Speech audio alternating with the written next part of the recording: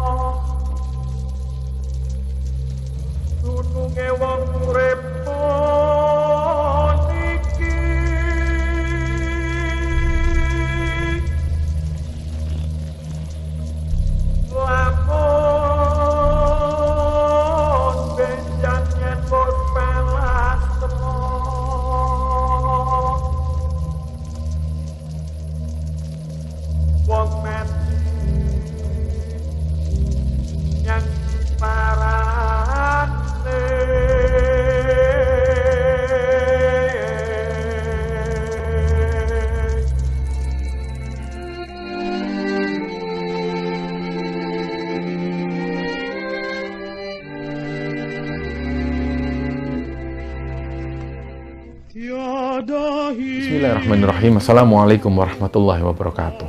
Sobat Kembara Sunyi dimanapun kalian berada, pada kesempatan kali ini kami akan membagikan cerita yang dikirim oleh Sobat Kembara yang bernama Tiara yang asalnya dari Jakarta. Sebelum kita masuk ke ceritanya, untuk teman-teman yang nonton tayangan ini dan belum subscribe, jangan lupa untuk subscribe lebih dulu agar channel Kembara Sunyi ini lebih berkembang lagi dan kami lebih bersemangat lagi dalam membuat konten-konten terbaru di Kembara Sunyi. Dan untuk teman-teman yang telah mendukung kami sejauh ini, kami mengucapkan terima kasih banyak. Semoga amal kebaikan teman-teman dibalas kebaikan berlipat oleh Allah Subhanahu wa Ta'ala.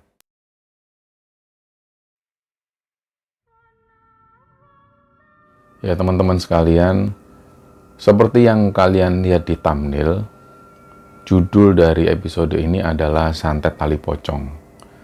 Nah, mungkin ada teman-teman yang pernah mendengar, atau mungkin ada dari teman kalian atau mungkin saudara kalian yang pernah mengalami disantet yang namanya santet tali pocong ini, bisa komen di bawah. Jadi cerita ini dibagikan oleh Sobat Kembara yang bernama Tiara, yang sekarang ini Tiara tinggal di sebuah daerah di Jakarta. Jadi ceritanya Tiara ini lahirnya itu di Lampung. Dia lahir di sana sampai SD, terus kemudian pas dia ini mau duduk di bangku SMP, Tiara dan keluarga pindah ke Jakarta. Nah, Tiara ini punya dua orang kakak perempuan. Kakak perempuan yang pertama ini namanya Tias, yang kedua namanya Tania, dan yang ketiga adalah Tiara ini. Jadi tiga bersaudara ini perempuan semua. Pas waktu mereka tinggal di Jakarta itu, mulai saat itu orang tua dari Tiara ini sudah nggak berdagang lagi. Padahal dulu waktu di Lampung, kedua orang tuanya ini masih berdagang. Nah, awalnya Tiara sendiri ini nggak tahu kenapa kok orang tuanya sudah nggak berdagang lagi. Sampai kemudian pas Tiara ini kira-kira waktu itu dia kelas 1 SMA, dia dapat info dari kakaknya yang pertama yang namanya Tias itu. Kebetulan waktu itu Mbak Tias ini sudah menikah.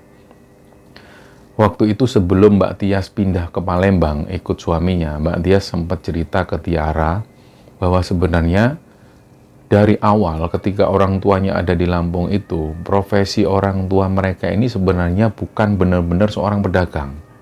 Jadi pedagang atau dagang di pasar ini hanya untuk sambilan. Profesi utama dari orang tua mereka ini adalah meminjamkan uang, rentenir. Jadi hal ini baru diketahui oleh Tiara pas waktu dia ini SMA. Jadi mulai dia kecil sampai dia SMP dia nggak tahu. Baru tahu dari kakaknya sendiri. Nah terus kakaknya juga bilang, inilah kenapa keluarga kita ini dek, sering banget ada masalah. Kamu lihat bapak seperti itu, ibu seperti itu. Kita sendiri ini juga nggak saling akur satu sama lain. Memang Tiara menyadari, omongan kakaknya ini benar. Jadi dari Tiara, Tias dan juga Tania ini mereka ini nggak seperti saudara pada umumnya. Mereka jarang ngobrol dan seringkali mereka itu bertengkar. Dan yang terjadi dengan bapaknya Tiara, beliau ini sering gonta-ganti pasangan. Sampai-sampai ibunda Tiara ini memaklumi hal itu. Jadi kayak seolah-olah sudahlah, nggak urusan. Bapakmu mau seperti apa, sudah ibu nggak mau ngurus. Nah, hal ini menjadi pemandangan yang sangat wajar di keluarga mereka.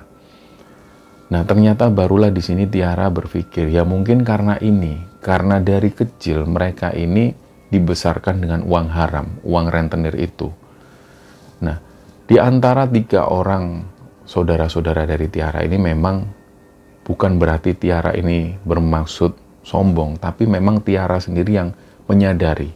Mungkin ini semua karena uang haram yang masuk dan jadi daging, sampai akhirnya membuat hubungan keluarga ini amburadul. Hubungan saudara dengan saudara yang lain akhirnya jadi rusak. Termasuk juga dengan tante dan omnya Tiara. Mereka ini jarang sekali berkunjung ke sana, bahkan ketika lebaran. Nah, suatu ketika ibunya ini sempat bilang ke Tiara, "Dek, bapakmu ini sudah nggak pulang 2 minggu. Nah, menurut Tiara, bapaknya ini sempat pamit, beliau ini mau kerja keluar kota. Tapi ibunya bilang bapaknya ini kecantol perempuan lain dan nggak tahu di mana." Jadi dari situ Tiara ini kembali berpikir, memang keluarganya ini benar-benar berantakan dan dia nggak pernah menyaksikan keluarganya ini utuh makan bareng di sebuah meja makan. Nggak pernah sama sekali. Yang terjadi adalah seperti itu. Nah, berjalannya waktu sampai waktu itu Tiara ini kuliah. Dia kuliah di sebuah kampus swasta di Jakarta. Waktu itu kedua orang kakaknya sudah menikah dan sudah punya anak semua. Mbak Tias, dia tinggal di Palembang bersama suami dan juga anak-anaknya. Sedangkan Mbak Tania ini, dia tinggal di Jakarta. Nah, Tiara sendiri waktu itu masih tinggal bersama ibunya. Dan pada saat Tiara ini kuliah, bapaknya ini memang jarang pulang. Sudah benar-benar dia nggak tahu kabar bapaknya seperti apa. Nah, satu ketika pas lebaran, mereka semua kumpul di rumah ibunya itu. Sementara bapaknya sendiri nggak menampakkan badan hidungnya sama sekali. Dan itu sudah menjadi biasa. Jadi mereka seolah-olah benar melupakan bapaknya ini. Nah, kejadiannya waktu itu di rumah ibunya di Jakarta, ketika keluarga dari Mbak Tias datang, keluarga dari Mbak Tania datang, begitupun juga dengan Tiara. Tiara waktu itu melihat sendiri. Jadi anak dari Mbak Tias ini pinjem iPad-nya dari anaknya Mbak Tania. Jadi iPad-nya dipinjem buat mainan. Mereka awalnya main seperti biasa. Nah, tiba-tiba Tiara ini dengar ada suara benda jatuh, berat. Pas waktu Tiara ngelihat, ternyata iPad yang dipinjem anaknya Mbak Tias ini jatuh. Ini adalah iPad dari anaknya Mbak Tania. Nah, di situ mereka bertengkar, yang anak kecil-kecil ini. Terus Mbak Tias ini menghampiri anak-anak itu. Terus Mbak Tias ini sempat minta maaf ke Tania, "Dan maaf ya, ini iPad-nya anakmu dijatuhin anakku." Tapi yang terjadi, Mbak Tania ini marah-marah ke Mbak Tias. "Dasar kamu itu nggak bisa didik anakmu." Pokoknya waktu itu kata-katanya ini kasar banget, sampai akhirnya membuat mereka bertengkar. Dan waktu itu Tiara ini sampai melihat benar kedua orang kakaknya ini teriak-teriak kayak bukan perempuan dan saling melemparkan kata-kata jorok. Nah, waktu itu ibunya Tiara sendiri sudah nggak bisa ngapa-ngapain selain beliau langsung masuk ke kamar. Nah, hal ini terjadi sampai hampir setengah jam. Terus Mbak Tias ngomong ke suaminya, "Sudah Mas, ayo pulang aja Mas, nggak usah kesini." Nah, semua barang-barang ini kemudian dikemas. Mbak Tias pun keluar dari rumah. Nggak lama setelah itu, Mbak Tania ini juga meminta ke suaminya untuk pergi dari sana. Nah, ini terjadi di hari raya Lebaran. Jadi situasinya benar-benar carut-marut lah. Hal ini sudah biasa memang, mereka bertengkar itu biasa. Tapi kayaknya waktu itu memang menurut Tiara benar-benar pertengkaran ini luar biasa parah karena melibatkan anak-anak mereka. Jadi semenjak saat itu, antara Mbak Tias dan Mbak Tania ini sudah jarang sekali ketemu. Bahkan bisa dikatakan mereka ketika lebaran juga nggak pernah datang lagi. Nah, Tiara sendiri juga menyesalkan hal ini. Kenapa sih kok kakak-kakakku kok seperti ini? Apa mungkin karena dari kecil kami ini dibesarkan dari uang haram ini, hingga akhirnya membuat segala sesuatunya itu carut-marut. Nah, sampai kira-kira 3 kali lebaran, mereka ini nggak pernah datang. Barulah waktu itu, di pertengahan tahun, tiba-tiba Tiara ini dapat kabar bahwa bapaknya ini meninggal di sebuah hotel bersama perempuan lain. Nah, setelah itu akhirnya Tiara pun mengurus jenazahnya ini. Tiara waktu itu bersama pacarnya yang kita sebut namanya Fadli. Fadli ini membantu proses untuk pengambilan jenazah bapaknya itu. Jadi jenazahnya langsung diarahkan ke rumah ibunya Tiara itu. Setelah ini barulah Tiara ini menghubungi kakak-kakaknya. Ternyata sampai sekitar jam 3 sore, pada waktu jenazah bapaknya ini sudah mau dimakamkan, Mbak Tias dan juga Mbak Tania ini nggak juga datang. Sampai benar-benar Tiara ini telepon berulang kali, telepon juga ke suami mereka masing-masing, suami Mbak Tias dan juga suami Mbak Tania. Mereka benar-benar nggak ada yang mau datang. Nggak tahu alasannya apa, apakah memang Mbak Tania nggak mau ketemu Tias, begitupun juga dengan Tias yang nggak mau ketemu Tania. Tiara ini bingung, kenapa kok mereka jadi kayak gini, padahal ini bapak mereka ini meninggal. Nah, sampai suatu saat, jenazah dari bapaknya ini pun akhirnya dimakamkan. Setelah jenazah dimakamkan, rumah ini masih dalam keadaan sepi. Tias dan juga Tania nggak juga datang ke sana. Berhari-hari kemudian seperti itu, sampai benar-benar Tiara sudah nggak mau tahu lagi, dan dia aktivitas seperti biasa. Nah, suatu ketika, Tiara ini dikabari oleh suami dari Mbak Tias. Suami Mbak Tias ini bilang bahwa Mbak Tias ini sakit-sakitan, dan sakitnya itu aneh. Akhirnya Tiara menyampaikan hal ini ke ibunya. Bu, Mbak Tias sakit. Sakitnya ini aneh, kata suaminya. Terus akhirnya nggak lama setelah itu, suami Mbak Tias ini menghubungi Tiara lagi bersama dengan ibunya. Suami Mbak Tias ini bilang, Bu, saya minta tolong, gimana kalau Tias dirawat di Jakarta aja?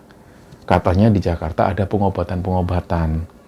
Saya bingung juga ini ngurus anak-anak, kalau tiap pagi ngantar ke sekolah saya bingung. Ya mau nggak mau Tiara dan ibunya pun menerima kedatangan dari Mbak Tias. Nah, pas waktu Mbak Tias ini datang, Tiara ini juga kaget. Wajah Mbak Tias ini berubah drastis. Rambutnya yang putih-putih ini sudah mulai keluar semua. Terus wajahnya itu kelihatan lebih tua. Jadi wajahnya itu kusam, nggak ceria sama sekali, nggak seger sama sekali. Nah, setelah mengantar istrinya itu, suami dari Mbak Tias ini langsung kembali lagi ke Palembang. Jadi mulai sejak saat itu, Tiara ini yang mengurusi Mbak Tias yang lagi sakit bersama dengan ibunya.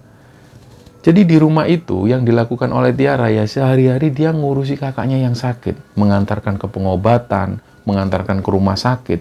Anehnya setiap kali dibawa ke rumah sakit, diagnosa dari rumah sakit ini selalu sama. Mbak Tias ini nggak ada penyakit apapun di dalamnya.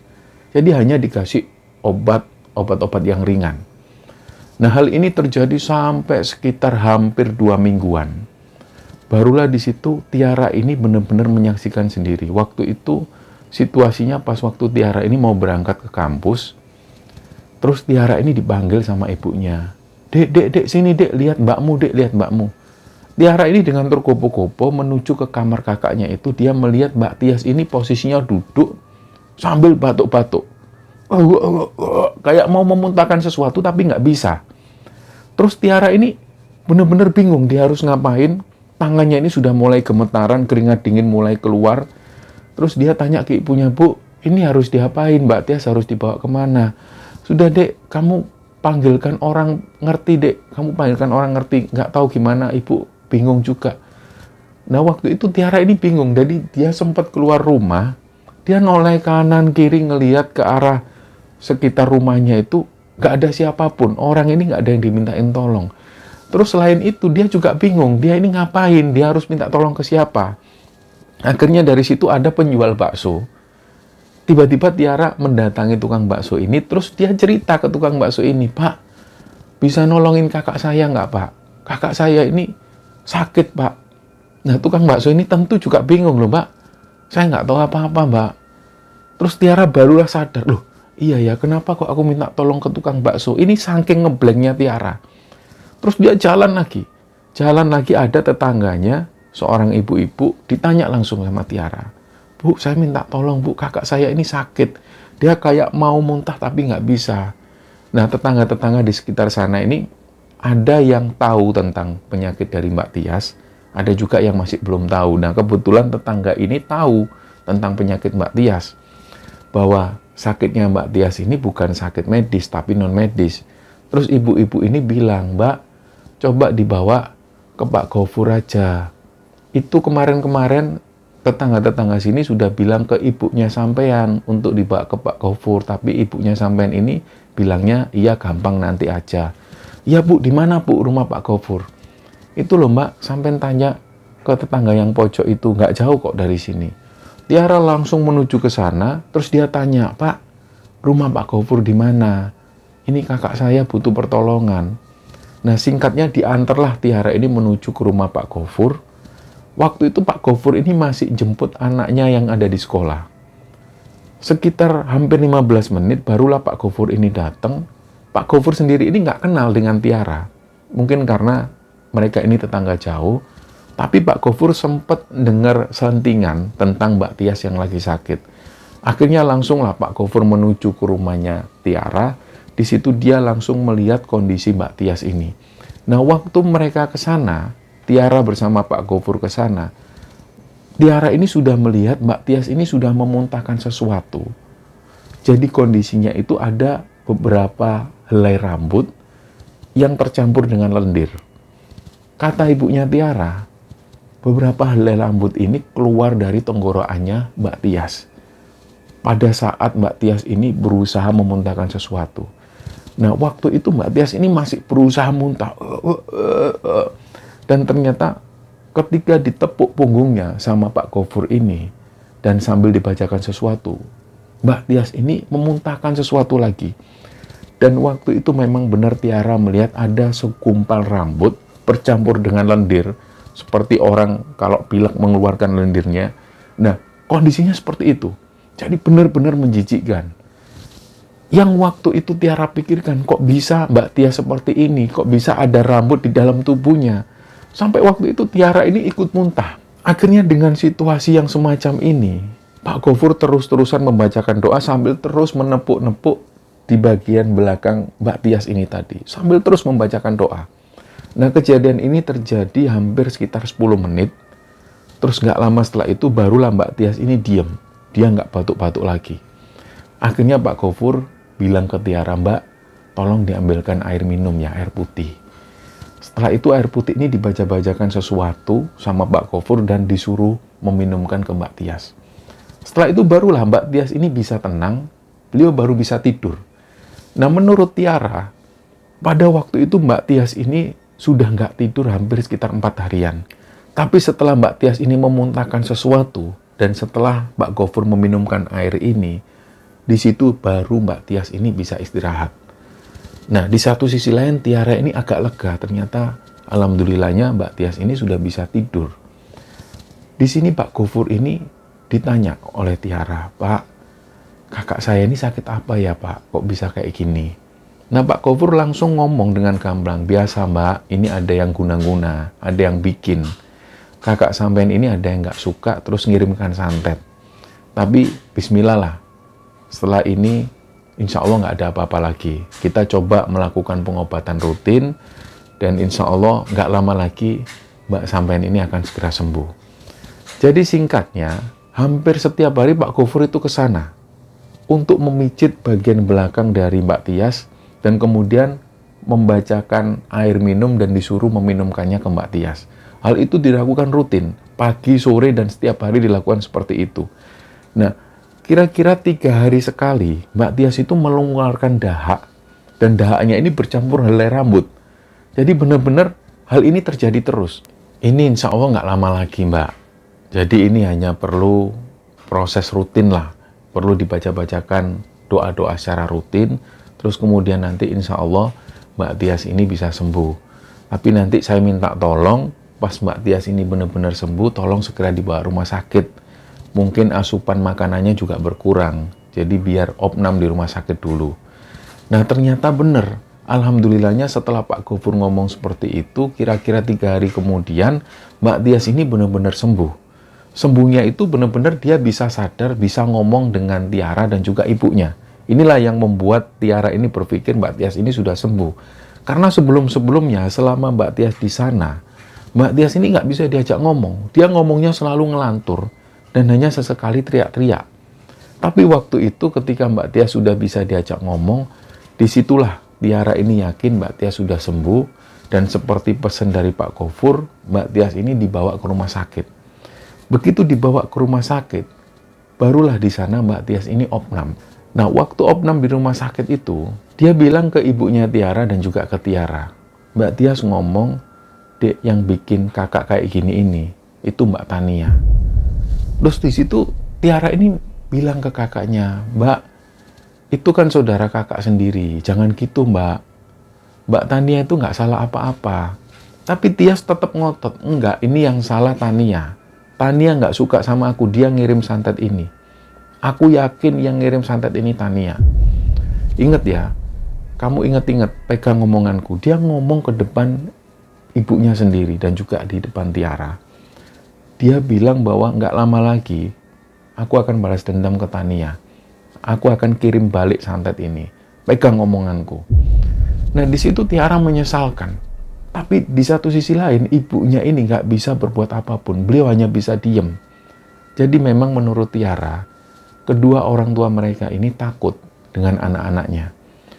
Dari kecil memang Mbak Tias dan juga Mbak Tania ini terkenal banget. Orangnya itu selalu membantah orang tuanya sendiri. Mereka selalu seperti itu. Hanya memang Tiara lah yang nggak pernah sama sekali membentak orang tuanya. Ya, ini perlu disyukuri juga oleh Tiara. Meskipun kakak-kakaknya seperti itu, tapi Tiara sendiri nggak pernah meniru kelakuan mereka.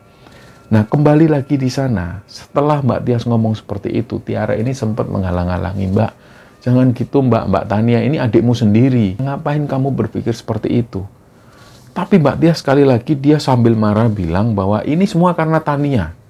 Pokoknya nggak lama lagi, Mbak keluar dari rumah sakit, Mbak akan balas perbuatan Tania itu. Nah, Tiara pun juga nggak bisa menghalang-halangi kakaknya. Dia hanya bisa ngomong, bukan Mbak Tania yang melakukan ini. Pokoknya Mbak Tias jangan melakukan itu. Gimana pun juga Mbak Tania ini saudaramu.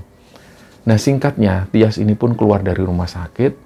Suaminya dari Palembang ini pun menjemput dan membawa Tias kembali menuju ke Palembang. Nah, beberapa hari setelah itu nggak ada kejadian apapun. Tapi dalam hati kecil Tiara ini berpikir, jangan-jangan nanti Mbak Tias ini benar-benar melakukan hal yang bodoh. Nanti benar-benar kalau Mbak Tias nyantet Mbak Tania gimana? Tiara sempat kepikiran. Nah, akhirnya waktu itu Tiara ini dapat kabar dari suami Mbak Tania. Suami Mbak Tania ini bilang ke Tiara, Dek, bisa nggak kamu sama ibu jemput Mbak Tania? Ini Mas bingung. Mbakmu ini tiap malam itu selalu teriak-teriak. Cobalah kalian ke sini. Mas sudah bingung harus ngapain lagi. Disinilah Tiara itu langsung deg-degan. Aduh, kenapa ya Mbak Tania ya? Terus dia belum sempat jemput ibunya, Tiara sendirian menuju ke rumah Mbak Tania. Begitu sampai di rumah Tania, Tiara ini melihat kakaknya ini, itu raut wajahnya pucat, benar-benar seperti mayat hidup. Dia cuma berbaring di tempat tidur, nggak bisa ngomong, nggak bisa ngapa-ngapain, dan menurut keterangan dari suami Tania, Mbakmu ini seperti ini setiap harinya. Nggak bisa ngapa-ngapain, ditanya nggak bisa, wajahnya pucat. Jadi, waktu itu, suami dari Mbak Tania ini bahkan cerita, anak-anak mereka ini bahkan nggak mengenali ibunya sendiri. Jadi mereka pun takut. Akhirnya sehari-hari yang merawat anak-anaknya ini adalah suami dari Mbak Tania. Nah, mendengar cerita itu, Tiara ini tentu juga shock mendengar cerita ini. Dia juga memikirkan apakah benar Mbak Tias yang mencantet Mbak Tania ini. Nah, tapi di situ Tiara diam. Dia nggak mau membicarakan hal ini ke suami Mbak Tania. Dia takut nanti suaminya malah menjadi marah dan kondisi keluarga mereka ini jadi nggak karu-karuan. Jadi Tiara cuma diem. Dia pun akhirnya menghubungi Pak Gofur. Dia ceritakan ke Pak Gofur, Pak, kakak saya yang nomor 2 itu mengalami hal yang sama. Tapi ini kayaknya lebih parah, Pak Gofur. Di mana Mbak rumahnya? Rumahnya nggak jauh dari sini, Pak. Ya sudah, nanti kalau malam hari saya nggak ada acara, saya tolong diantar ya. Saya nanti berangkat sama istri saya. Oh iya, Pak. Nah, malamnya Pak Gofur bersama istrinya naik motor, diantarkan sama si Tiara ini menuju ke rumah Mbak Tania. Begitu sampai di sana, belum masuk rumah Mbak Tania, Pak Gofur ini kaget. Kayak beliau itu melihat sesuatu. Jadi Pak Gofur ini sempat diem, nggak mau masuk ke rumah Mbak Tania dulu. Akhirnya Tiara ini tanya, kenapa Pak? Oh enggak Mbak, saya cuma kaget aja. Ini luar biasa parah Mbak, yang jaga ini benar-benar jahat. Sudah enggak apa-apa, saya tadi cuma kaget kok. Nggak lama setelah itu Pak Gofur berdoa, istrinya pun berdoa. Mereka berdua pun masuk akhirnya, menuju ke kamarnya Mbak Tania.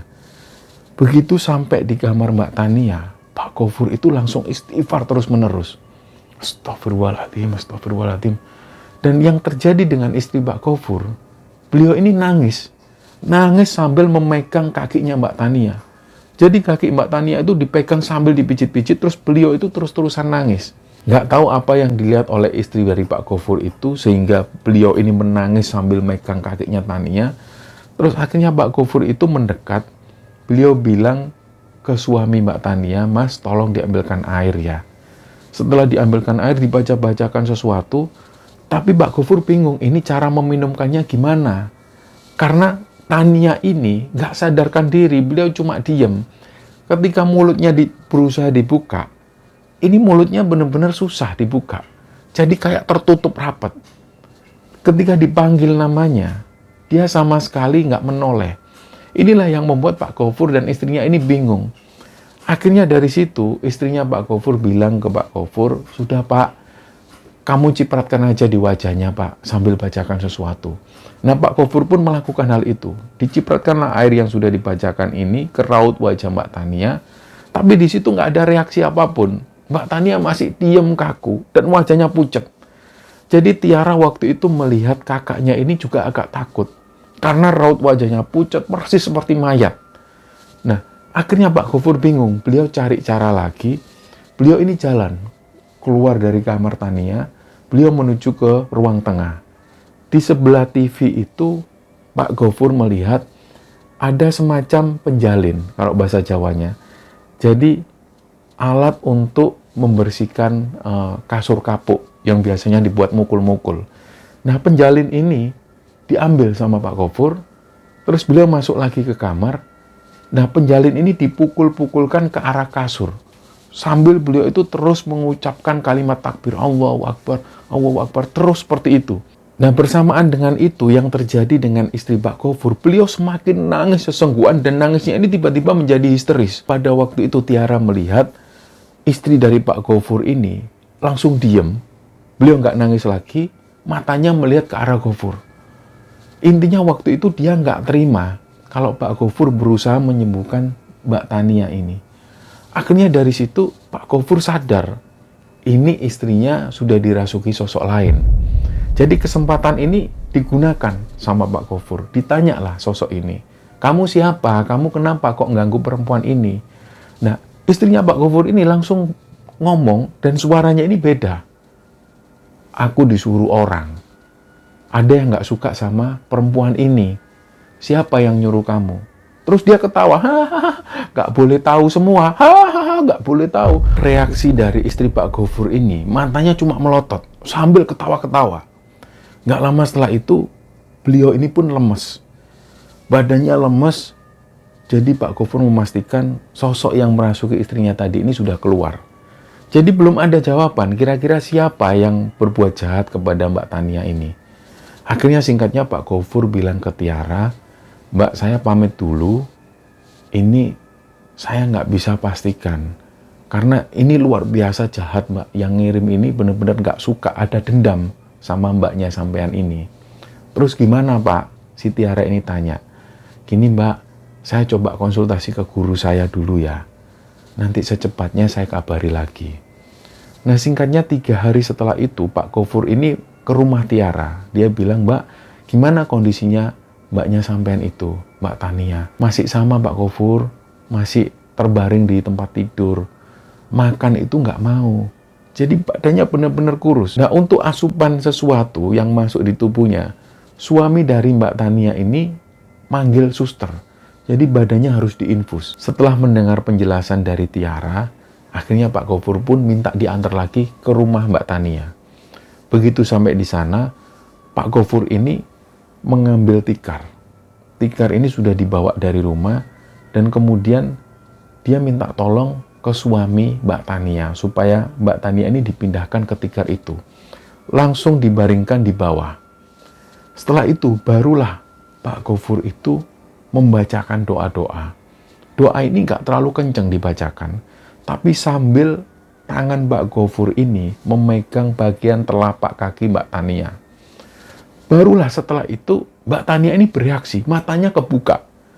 Lah, Tiara langsung manggil-manggil nama mbaknya itu, Mbak Tania, bangun Mbak, bangun Mbak. Tapi beliau ini cuma noleh kanan kiri, dan itu hanya bola matanya yang bergerak-gerak. Jadi bagian tubuhnya ini belum bisa bergerak. Nah, setelah itu baru Pak Gofur ngomong ke suaminya Tania, ambilkan air mas, tolong mas, cepetan mas. Nah, ketika air ini dibawa, Pak Gofur membacakan doa lagi, dan air ini langsung dicipratkan ke raut wajah Mbak Tania. Barulah di situ Tania ini bisa membuka mulut, dan dia ini baru bisa teriak, terus-terusan seperti itu. Nah, Pak Gofur berusaha mengajak ngobrol Mbak Tania ini. Mbak Tania, ini ingat siapa? Sambil nunjuk ke arah Tiara. Ingat nggak ini siapa?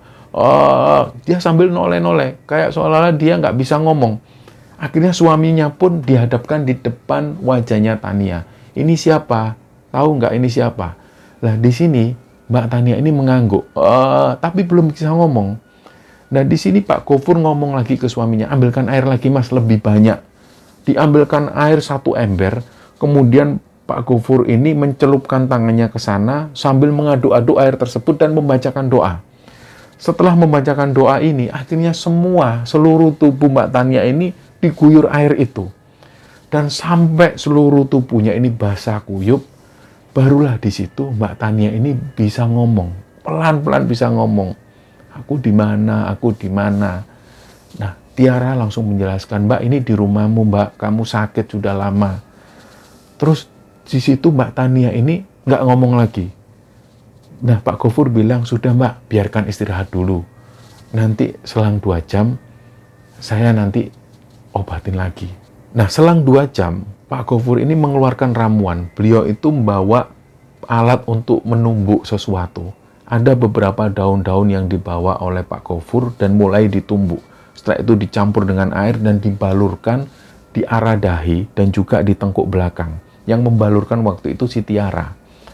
Nah, setelah dibalurkan itu, akhirnya Pak Gofur minta supaya semua yang ada di ruangan ini berdoa. Membacakan Al-Fatihah dan juga ayat kursi. Dengan suara yang benar-benar kencang dan keras, dengan harapan supaya semua energi-energi negatif yang ada di sana ini keluar. Nggak boleh ada di kamar itu lagi. Mulailah di situ Tiara membacakan Al-Fatihah dan ayat kursi, begitupun juga dengan suami dari Tania dan juga anak-anak dari Mbak Tania ini semua membacakan ini. Nah, tiba-tiba mereka mendengar ada suara benda jatuh. Duak! Benda jatuh ini asalnya dari ruang tengah. Begitu suami ini keluar, suami Tania keluar melihat ternyata nggak ada apapun yang jatuh. Padahal tadi suaranya benar-benar kencang. Nah, waktu itu Pak Gofur ini sedang sibuk membacakan doa sambil terus membalurkan tumbukan-tumbukan daun itu tadi. Jadi beliau memang mendengar suara benda jatuh, tapi beliau nggak sempat merespon. Nah, pas suami Mbak Tania ini kembali ke sana, Pak Gofur bilang ke suami Tania, sudah mas, abaikan aja. Itu kelakuan dari mereka. Sudah terus bacakan doa, jangan terpengaruh. Nah, mereka semua tetap baca doa. Sampai 10 menit kemudian, barulah si Tania ini mengambil nafas yang panjang. Ayo terus mbak, nafas, terus mbak, terus mbak. Pak Gofur ngomong seperti itu dan akhirnya Tania pun bisa bernafas dengan normal. Barulah setelah itu Mbak Tania ini didudukkan. Dan nggak lama setelah itu Pak Gofur tanya lagi, gimana perasaan Mbak Tania sekarang? Mbak Tania ingat ini siapa? Sambil nunjuk ke arah Tiara. Ingat Pak, adik saya Tiara. Oh, ini ingat siapa? Iya Pak, anak-anak saya semua. Disebutkan namanya satu-satu. Dan begitu pun juga ketika ditunjukkan suaminya. Tania ingat, ini suami saya Pak. Nah, di sini kemudian Pak Gofur menjelaskan, Mbak Tania ini beberapa hari ini sakit. Sakitnya itu diguna-guna sama orang yang nggak suka dengan Mbak Tania. Mbak Tania selama ini apa punya musuh? Nah, waktu itu Mbak Tania ini nggak bisa menjawab. Terus menurut keterangan dari suami Tania ini nggak pernah punya musuh. Nah, Tiara ini berusaha ngajak ngomong suami Mbak Tania. Beliau diajak menuju ke ruang tengah tanpa ada siapapun di sana. Tiara kemudian ngomong ke suami Mbak Tania. Mas pernah nggak mendengar sesuatu dari Mbak Tania tentang Mbak Tias? Mungkin Mbak Tania menunjukkan rasa nggak sukanya ke Tias.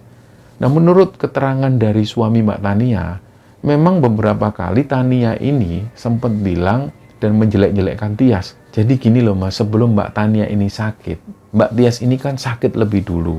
Sakitnya ini juga aneh. Terus di situ Mbak Tias ini bilang, kalau sakitnya ini diguna-guna dan guna-guna ini kiriman dari Mbak Tania. Nah, suami Mbak Tania langsung nyebut, astagfirullahaladzim. Enggak dek, demi Allah dek, nggak mungkin Mbak Tania itu kayak gitu. Gimana pun juga Mbak Tias itu kakak pertamanya, nggak ada sakit hati dari Tania. Nggak mungkin, demi Allah Mas yakin, nggak mungkin Mbak Tania ngirim guna-guna itu. Kenapa kok Mbak Tias punya pikiran seperti itu? Nah, Tiara ini berusaha menjembatani keduanya, supaya mereka ini nggak bertengkar untuk berlarut-larut. Akhirnya Tiara bilang, Mas kan tahu, Mbak Tania sama Mbak Tias ini kan sering bertengkar. Puncak-puncaknya waktu pas lebaran itu, gara-gara iPad. Nah, suami Mbak Tania menyadari, iya memang mulai semenjak itu, hubungan mereka ini jadi semakin jauh. Kami pun juga nggak pernah berkunjung ke rumah ibu pas lebaran. Tapi kalau sampai mengguna-guna Mbak Tias, demi Allah nggak pernah. Mas, tanggung jawab dek. Ini keterangan dari suami Mbak Tania. Dan akhirnya mau nggak mau Tiara pun percaya. Jadi nggak mungkin Mbak Tania ini mengirimkan santet kepada Tias. Terus pertanyaannya, siapa kira-kira yang mengirimkan santet ke Tias waktu itu? Nah, hal ini pun belum terjawab. Akhirnya Tiara pun membuka sedikit kepada suami Mbak Tania. Mas, aku minta maaf ya, jangan sampai Mbak Tania ini tahu. Jadi pas waktu Mbak Tias ini sudah mulai sembuh, ketika Mbak Tias ini yakin kalau yang nyantet ini adalah Mbak Tania, Mbak Tias ini langsung bersumpah kalau dia mau balas dendam. Dia mau kirim santet ke Mbak Tania. Dia benar-benar yakin kalau yang nyantet itu Mbak Tania dan dia bikin balas dendam. Loh, kok bisa gitu deh, astagfirullahaladzim. Kok tega Mbak Tias melakukan itu ke adiknya sendiri? Dan suaminya ini benar-benar meyakinkan, demi Allah nggak mungkin Mbak Tania melakukan itu. Jadi akhirnya Tiara ini semakin bingung, ini siapa kemudian yang menyantet Mbak Tias selama ini? Nah, setelah itu Tiara kembali lagi ke ruangan Mbak Tania. Di situ Pak Gofur masih membacakan doa. Nggak lama setelah itu barulah Pak Gofur ini pamit. Setelah Pak Gofur diantar pulang, terus kemudian Tiara ini tanya ke Mbak Tias yang ada di Palembang. Dia telepon, Mbak, kok Mbak Tias tega nyantet Mbak Tania? Itu adikmu sendiri loh Mbak. Jangan gitu Mbak. Nah, di sini Mbak Tias ini marah. Dia bilang terang-terangan, kamu nggak tahu kenapa kamu bela mbakmu Mbak Tania itu. Kamu nggak lihat Mbak Tias waktu sakit seperti apa. Itu siapa yang nyantet Mbak Tias kalau bukan Tania? Nah, disinilah Tiara berusaha menjelaskan, Mbak Tias, aku ini udah tanya ke suami Mbak Tania juga. Bukan Mbak Tania yang nyantet Mbak Tias waktu itu. Ah, nggak mungkin. Mbak Tias ini masih nggak percaya. Nggak mungkin. Nggak mungkin. Itu pasti Tania yang nyantet aku. Karena dia ini nggak suka sama aku. Tapi Tiara berusaha menjelaskan lagi. Sudahlah Mbak, bukan. Demi Allah, aku bisa bersaksi. Bukan Mbak. Yang ngirim guna-guna ke Mbak Tias itu bukan Mbak Tania. Ini Mbak Tania nggak mungkin melakukan itu. Ya sudah, pokoknya aku nggak terima. Sudah Mbak, Mbak sekarang puas. Sudah ngirim santet ke adik Mbak sendiri. Udah aku puas. Biarin, biar mati aja. Mbak, kalau Tuhan belum berkehendak Mbak Tania mati, Mbak Tania nggak akan mati. Sekuat apapun santet yang sampean kirimkan. Terus dari situ Mbak Tias ini nutup telepon. Nah, berhari-hari kemudian, kondisi Mbak Tania ini mulai membaik. Beliau sudah bisa bekerja lagi dan beraktivitas seperti biasa. Nah, sementara itu, Tiara ini belum tahu jawabannya. Siapa yang kira-kira waktu itu menyantet Mbak Tias? Hingga akhirnya membuat Mbak Tias ini menuduh Mbak Tania. Ini kan jadi pertanyaan besar.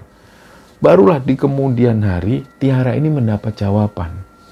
Ternyata, ada seorang laki-laki yang waktu itu dekat dengan Tiara. Dia ini sudah mau menikahi Tiara.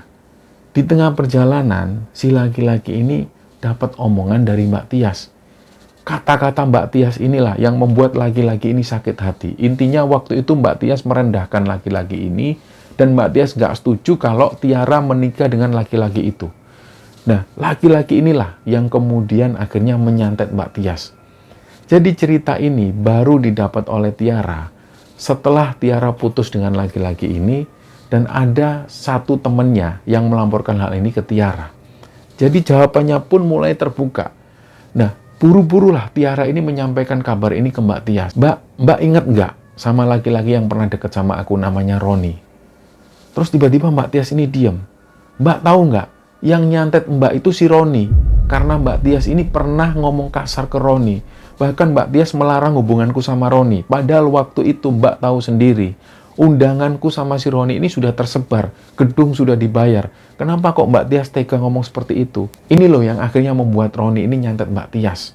Karena kata-katanya Mbak Tias yang membuat Roni ini merasa direndahkan. Begitupun juga dengan keluarganya Roni. Aku jadi tahu ya Mbak, ternyata yang menggagalkan pernikahanku ini adalah Mbak Tias. Setelah obrolan ini, Tiara pun menutup teleponnya. Akhirnya hubungan Tiara dengan Mbak Tias ini jadi renggang. Tiara sudah nggak mau ketemu lagi dengan kakaknya, Mbak Tias ini. Jadi hal itu terjadi sampai bertahun-tahun. Dan sampai cerita ini diturunkan teman-teman, hubungan antara Tiara, Mbak Tias dan juga Mbak Tania, mereka ini masih renggang. Jadi disinilah Tiara itu menyadari betapa luar biasanya efek dari orang tuanya yang dahulu yang membesarkan mereka dengan uang haram. Nah, dari sinilah teman-teman hal ini bisa kita ambil kesimpulan dan bisa kita ambil pelajaran, dan semoga kisah dari Mbak Tiara ini bisa menginspirasi kita supaya kita terhindar dari hal-hal yang buruk. Dan ingatlah bahwa apapun yang kita nafkahkan ke keluarga kita, yakinkan diri kita dan pastikan bahwa harta kita ini adalah harta yang halal. Jangan sedikit pun kita memberi makan istri dan anak-anak kita dan keluarga kita dari uang yang haram. Karena efeknya benar-benar berat untuk masa yang akan datang, entah terjadi pada diri kita, anak kita, atau bahkan cucu-cucu kita. Semoga kita semua terhindarkan dari hal-hal yang buruk, dan semoga kita semua semakin bertambah keimanan setelah nonton tayangan ini. Mohon maaf kalau ada salah-salah kata. Wassalamualaikum warahmatullahi wabarakatuh. Tiada hidup tanpa nestapa, tiada pula tanpa tertawa. Ada dunia bersandiwara